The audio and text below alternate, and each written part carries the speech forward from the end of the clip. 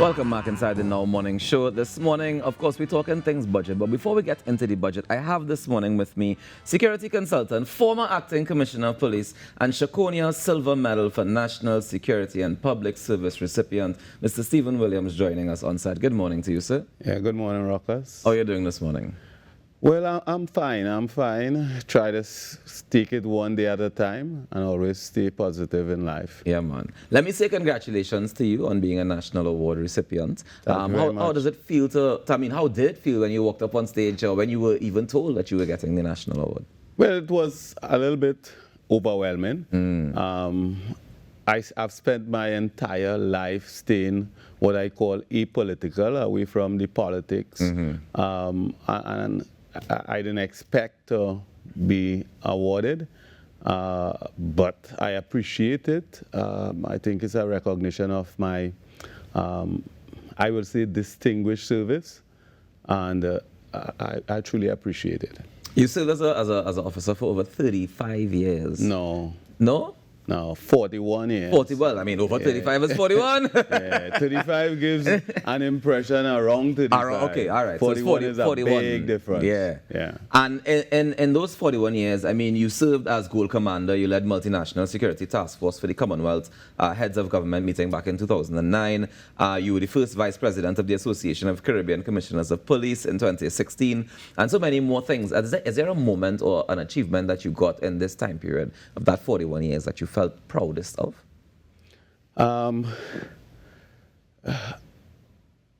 I was really taken aback by an award I received in 2017. The International Association of Women Police gave me a global award for leadership in policing.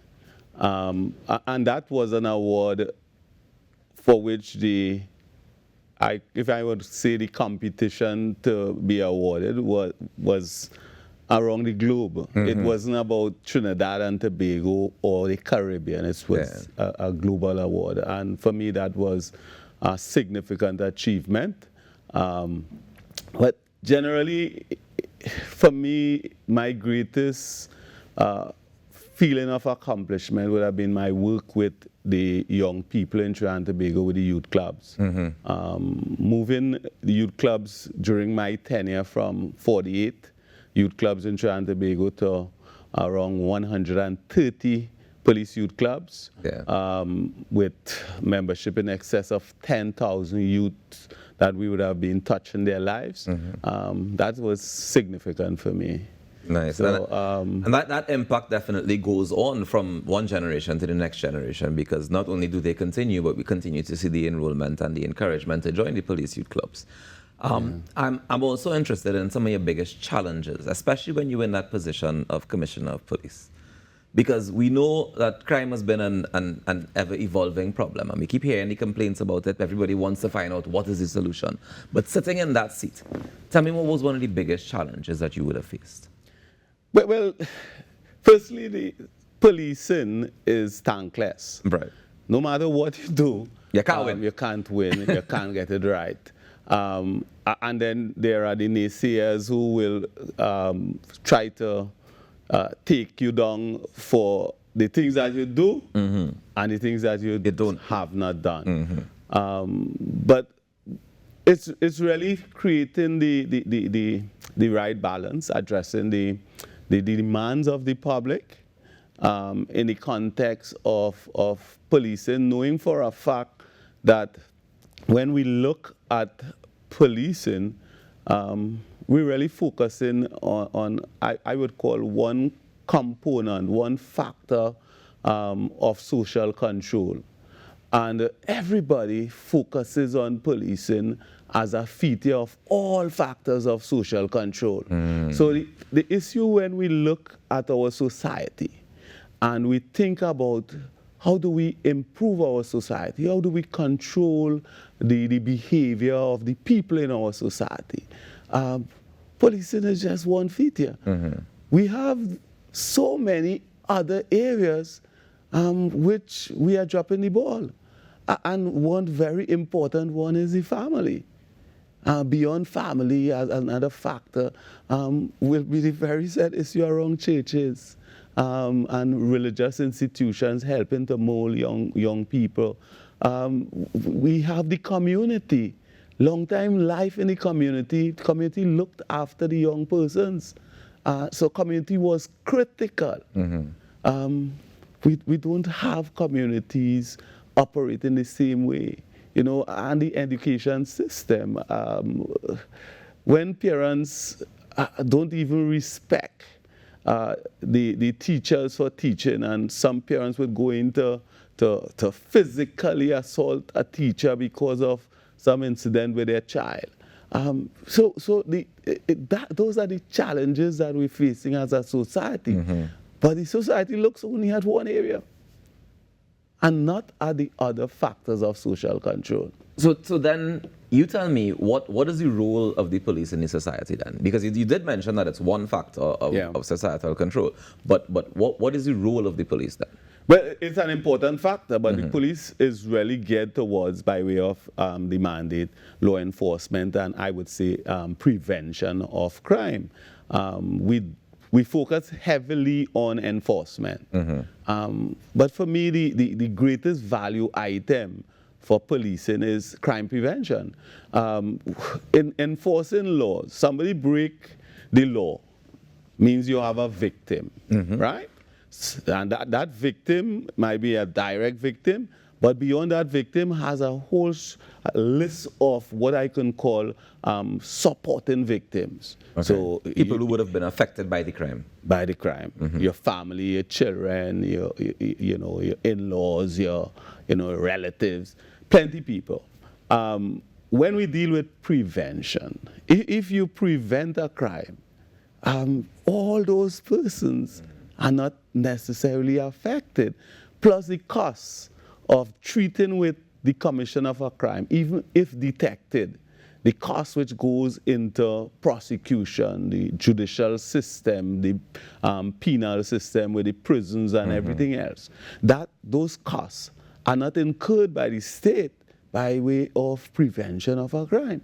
So there must be more emphasis on prevention because it's the biggest value item. But people generally don't see it that way. Now, I firmly agree with you there in terms of, one, that the society plays a very crucial role when it comes to preventing crime. And if we prevent crime, then we have less problems to deal with, less cost to deal with. Tell me how that cost breakdown goes as far as when we hear in the national budget, for example, Ministry of National Security gets $7 billion. How does that trickle down to the police service? How does that trickle down to investment in the police service? And what does that investment usually look like? Is it mostly just going to pay wages, going to pay recurring costs, or is it that we see investment in things like preventing crime? Well, generally the statement is in a general way. The police service receives its specific allocation, right, quite distinct from any other arm of the Ministry of National Security. Police service receives a specific allocation. And generally, the Commissioner of Police is responsible as the accounting officer for the spending of that allocation to the police service. Right. Like the last budget, Ministry of National Security in total would have received around $6.9 billion. Of that $6.9 billion, the police service would have received around $2.9 billion. It's a sizable sum, but the bulk of that is really under what we refer to as recurrent expenditure. So the investment in development and technology and equipment and all those other investments are minor in relation to the allocation, because the bulk goes for recurrent expenditure, and salary occupies the largest part of recurrent expenditure. Do you you can give me an estimated cost on what that recurrent expenditure could be? You say the bulk, but is it, I mean, out of 6 billion, is it? No, not 6 billion, 2.9 billion. Out of the 2.9 billion, is it the 2, or is it 1.5? Is it approximately? You could give me an idea? Yes, about 2.6, 2.7 is recurrent. Out of the 2.9. Yeah. So that's recurrent. Yeah. And I'm saying recurrent is not limited to just salary, but recurrent Maintenance is costs. yes. All of those things that all we- the so- other expenses which will come annually. Yeah, and I like to break it down so that people understand exactly what we mean. Because if you have a house, you understand recurrent costs, right? Yes. Because you have groceries to buy every month, you have Yes. bills to pay every Yes. month, and it's the same thing with all of the national services. And Yes. when the allocation is given out, it's not all going to say, well, look, you have brand new money, because you still have salaries to pay every Yes. month, you still have light bill to pay, Yes. water bill to pay, all the other expenditures, cars to maintain, and that kind of thing. Yeah. So, in terms of getting enough money to be able to say we're going to invest in preventing crime, what sort of figures do you think the police service, for example, would need? I would say in a budget, there should be anywhere around $400 million invested in developmental spending. Because you have the issue of technological advancements, which should be playing a critical role. You have the issue of mobility. Everybody cries out about crime, and therefore mobility is a critical piece. We cannot be thinking like in the 70s, when Trinidad and Tobago, there were very few vehicles, and criminals may have been riding bicycles. Or running. No, but criminals do not necessarily own vehicles, they steal vehicles. Right. So it's just a matter of usage for the purpose of committing their crime. And therefore, if you're moving from one location to the other location, the police must have that capacity to also move. And mobility is critical in a modern day police organization. But mere mobility is not it. You need more than mobility, you need technological support. And that is where the issue comes in, whether our CCTV camera network provides us with truly an opportunity to challenge criminals. Because CCTV cameras, well positioned with supporting, I would say, solutions which you can effectively, on a live basis, track a vehicle moving from one location to the next. Yeah. A crime has occurred, you can go into the system and actually follow that vehicle from point A to where the vehicle reached, even if you didn't do it live. I am not too sure we are at that point in time where we are doing that. So the SSA doesn't have that level of technology? Well, the SSA has some level of technology, and some of it is more, if you can call it, secret, right? Right. Confidential. Yeah. Let's call it confidential. But I from my position, I do not believe even SSA has it. And in those circumstances, those are the areas of investment. We will never receive sufficient money. But what we have to do is receive the investments in what I can call those critical areas, which would give us the biggest return. Okay, I can believe that, and I can buy that. My concern is, even if we were to say we are investing in the technology, investing in the vehicles to make sure that we have things, well, let me start with the vehicles, right? Because when I pass by the police barracks, I'd be very disappointed to see the amount of cars that just park up there doing nothing, or they're not working, or they mash up, or they run down, as the case may be. And I feel like that number growing. When I pass in different other places and see police vehicles just park up and like, what happening here? Why are we not fixing these and getting them back out on the road, but we're looking to buy new vehicles? That part boggles me. And I know that there's a whole system of procurement and there's all the details that go into that system. The next thing is, we saw recently where CCTV cameras were put up, and it turns out it wasn't even in the government system. It was private individuals putting it up. So how do we then... I mean, like in Tunapuna? Yeah, but how do we then now turn around and say, all right, we've made these investments. How do I secure these investments? How do I make sure that the human capital running these investments are genuine, they're not corrupted, they're not corruptible? How do we deal with that aspect of it? Because I think a big part of the concern of citizens of Trinidad and Tobago is the trust aspect when it comes to the TTPS, and specifically because yes, I know there are great officers there, but unfortunately some people have been marred by the not so good officers, and I know that there's been active work to try and weed out some of the rogue elements. But if we're being honest, not all gone, and not all will show their head. So how do we invest in the human capital? Well, if we're looking at the quality, and it's really about quality, because if a person is considered a rogue element, we need to understand a lot of times it stems from that molding of the individual. And that's why I speak about the young people. Mm-hmm. The molding of the individual before they enter the police service. If you enter as a highly qualified, dishonest person, you are still a dishonest person, mm-hmm. highly qualified. Yes. And you might bring that skill set that you have to be even more dishonest. Yeah. Right? So it's critical that we focus, I call it long term, on the improvement of the quality of the citizens. But as we recruit, it's extremely important that you do the proper sifting. I saw some comments in relation to polygraph testing, mm-hmm. and the part of the comments had to do with too many persons in simple language defaulted because of different circumstances, and polygraph is not foolproof and whatever.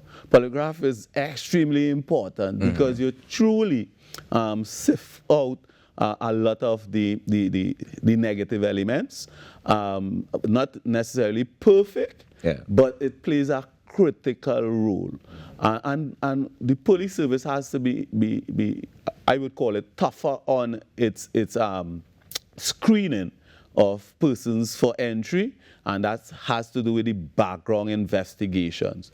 And that is where the citizens play a critical role. But is that before they pass out, or is that before they even get accepted to be recruits? Before they enter. Okay. Right? So before you enter as a recruit, you have to do the background investigation, the polygraph testing, and all those things. Mm-hmm. But I'm saying critical, even more important than the polygraph testing, is the background investigation. Yeah.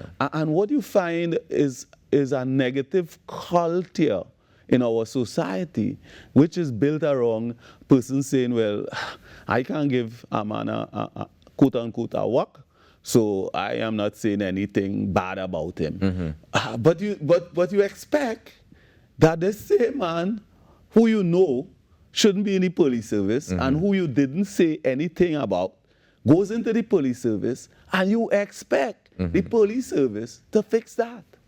You see, we as citizens have a role, and we spend a lot of time talking and not doing. Mm-hmm. And if we spend sufficient time doing, we will be fixing Trinidad and Tobago. And that's a very interesting perspective. I want to just go back to in terms of the citizens, because if it is, and I've seen this in my community where young men have say, all right, I'm going to go up to join the TTPS. And they might know they must be in a little troublesome and things of that nature. And nobody gives any bad reports. Yeah, they might have been a little nuisance in the society, in the neighborhood or whatever the case is. But I've seen situations where they've gone into the police service and they've developed a level of discipline that was able to fix those challenges that they were having when they were just young and wild. So how do we as citizens know which one you're going to end up being? Because our hope is that if you join something like the police service, that you would get the training that you need to be a better citizen, for one, to be more disciplined, and to get that level of training that says, all right, I understand right from wrong a little bit better, and I am able to now understand the law and enforce the law properly. What I want to share with you, police service training cannot, will not fix integrity. And once we understand that, by pushing the buck and say, well, they should go in there and maybe the discipline and whatever, mm-hmm. police service training cannot fix integrity. So you need to come in quote unquote, as an honest person. Right. When we talk about little while and mischievous and whatever, that has nothing to do with integrity. Right. Right? Right. So when we deal with pushing everything in a I would call it in a all-encompassing way and say, well, they can get fixed. Mm-hmm. They will not get fixed. And that's where we are promoting that very negative culture, and we are getting the benefit of that when we have police officers who are criminals. Mm-hmm. Mm-hmm. So to fix it is about us, and that's why I'm making the point. The citizens have a role, and if we play that role, then we're going to be fixing the problem. Mm-hmm. But the police service cannot fix the problem when you are actually recruiting persons who are dishonest, who already have tendency for corruption. You can't fix it. Mr. Williams, I want to thank you very much for joining us this morning and for sharing your thoughts. Before we leave, is there you mentioned a couple of things that we need to invest in as far as generally speaking for national security and for the TTPS. But if they had something that you could wish for in today's budget to hear them announced today, what would that be? I would want to hear a little more about investment in mobility. I'm sure you spoke about the vehicles which are packed up, but one of the things is that you cannot, what is described in the public environment, cannibalize. You have 3 vehicles, you can take parts from one, that's inconsistent with the policy of government. So normally, if I have 3 vehicles, I can take parts from one and fix another one. If I have 3 of the same vehicles, why not? Yeah, that's cannibalizing. So that's inconsistent with the policy of government. So that means we need to change some of the policy then? Sure, if that is permitted. Because we're wasting money if that's the case. I agree. But I would like to see the police service provided with more mobility so that they have the capacity to be out there to take on the situation. More money into training, and I'm not looking at the recruit training. Recruit training is generally taken care of. Right. They provide under recurrent expenditure allocation for a full police service, 7,884 members. Right. So even if you're short, it's still provided for under recurrent. Right. And I would really like to see some money allocated for the police service to acquire some key technological support to get the job done. Surely the areas of body-worn cameras is extremely important. It touches on the issue of confidence and trust. That's a win-win situation. Body-worn cameras were first introduced, and I want you to hear this, first introduced in 2017 by me, right? So anybody else talking about that, it was introduced in 2017 on a pilot project with TSTT, and from that time to now, we're still struggling to have an effective system rolled out for body-worn cameras. Why is that? What was the response when you tested it? When you said, all right, guys, put on the body cameras and go out?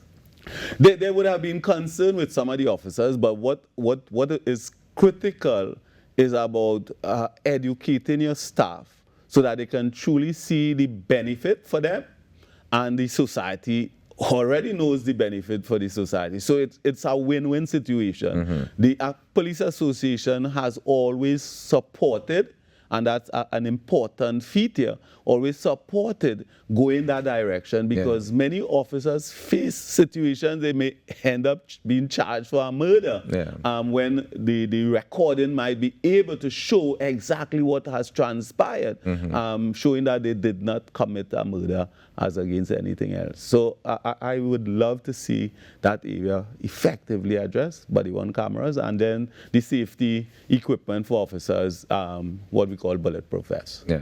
All right, well, Mr. Williams, thank you so much for joining us this morning. Again, congratulations on your Shakonia Silver Medal for National Security and Public Service, and I appreciate you taking the time, waking up early and coming down and sharing your thoughts with us this morning. Thank you very much. Appreciate it. No problem. Enjoy the rest of your day. Ladies and gentlemen, we take a quick break, and we come back with more on the Now Morning Show. When we come back, we're going to check in with Ayanka.